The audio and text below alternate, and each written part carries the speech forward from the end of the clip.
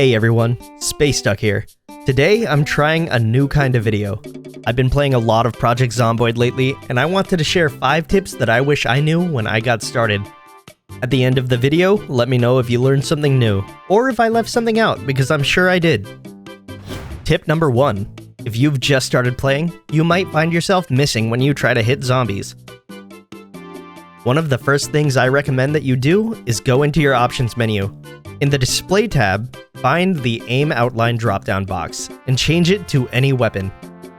This makes it so zombies turn green when they're within melee distance. Now you don't have to guess when you try to hit them. Tip number 2. Speaking of zombies, here's a tip that'll help you when dealing with more than one zombie at a time. Once a zombie is on the ground, you can stand on top of it. This will stop it from getting back up. Knowing this will make taking on groups of zombies much more manageable. If you can knock one over, just stand on it and deal with the other zombies first.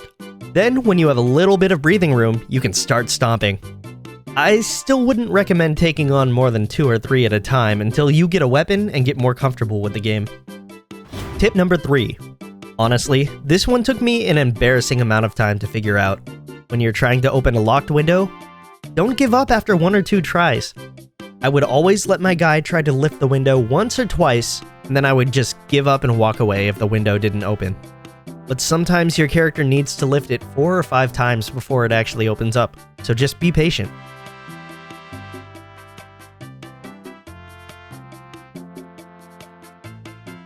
If you hear the window lock break, then you know you can't open it, and it's time to move on and try a different window. Tip number 4. The inventory system can be confusing for new players, and it might take a little while to get used to. I really struggled with figuring out how bags worked when I first started playing. So when using a bag, you need to have it equipped to actually see what's inside of it. For example, if you have a trash bag, make sure you right-click it and equip it to your primary or secondary slot. Then the bag icon will show up in your inventory.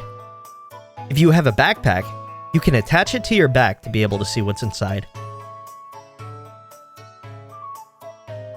You can also see what's in a bag if it's placed on the floor.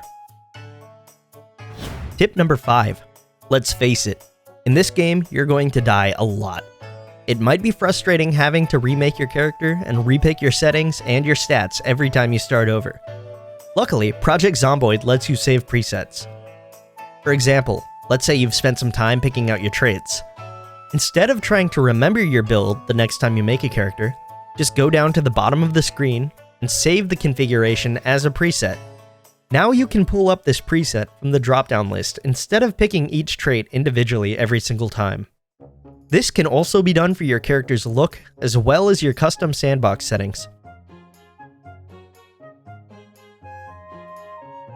Bonus tip. This game is hard and you're going to die a lot. But if you're really struggling, pick custom sandbox mode the next time you start a new game. There's no shame in tweaking your settings to be a little bit easier.